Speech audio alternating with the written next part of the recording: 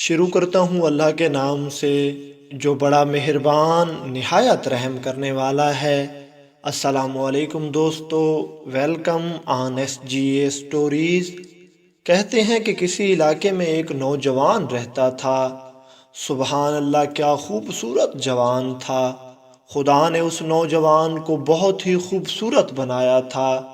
سونے پر سہاگا یہ تھا کہ وہ جوان انتہائی پرہیزگار بھی تھا۔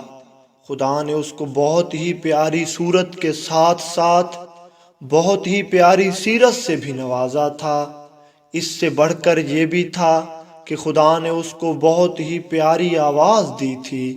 لیکن دوستو، کہتے ہیں نا کہ بے عیب ذات صرف خدائے بزرگ و برتر کی ہے۔ اس جوان کی قسمت کچھ زیادہ اچھی نہیں تھی، بڑی مشکل سے گزر بسر ہوتا تھا۔ لیکن اس نیک صورت و سیرت نوجوان نے کبھی بھی خدا سے شکایت نہیں کی تھی، بس ہر وقت خدا کا شکر کرتا تھا۔ اس جوان کی ایک عادت تھی کہ وہ شام کے وقت گھر سے نکل جاتا اور ایک ویران کنویں پر جا بیٹھتا اور اپنی سریلی آواز میں گنگناتا تھا۔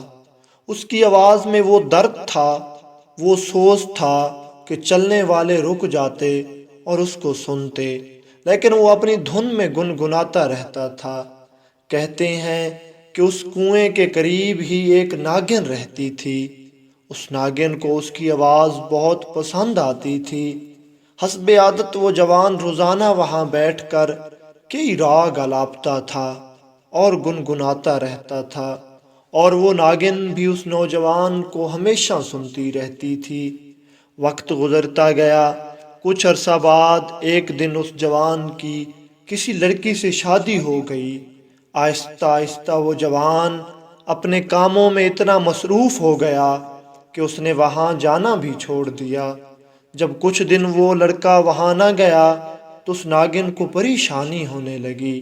وہ تو اس جوان کی آواز کی عادی بن چکی تھی، اور جب عادی چیزوں کی عادت پوری نہیں ہوتی تو بے چینی بڑھ جاتی ہے۔ وہ ناگن بھی بے چین ہونے لگی۔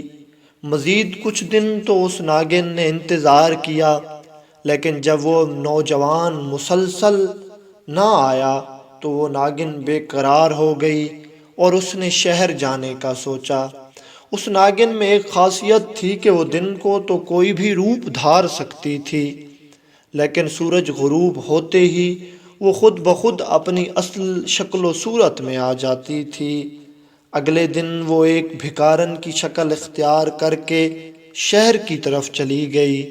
پورا دن شہر سے بھیک مانگنے کے بعد شام کے قریب اس ناگن کو اس جوان کے گھر کا پتہ چلا، لیکن کیونکہ شام ہو چکی تھی اور شام کے وقت وہ اپنی اصل صورت میں آ جاتی تھی، اس لیے وہ واپس چلی آئی۔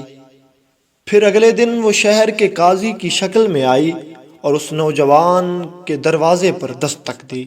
جب اس نوجوان نے دیکھا کہ قاضی شہر ہمارے گھر آیا ہے تو وہ بہت خوش ہوا۔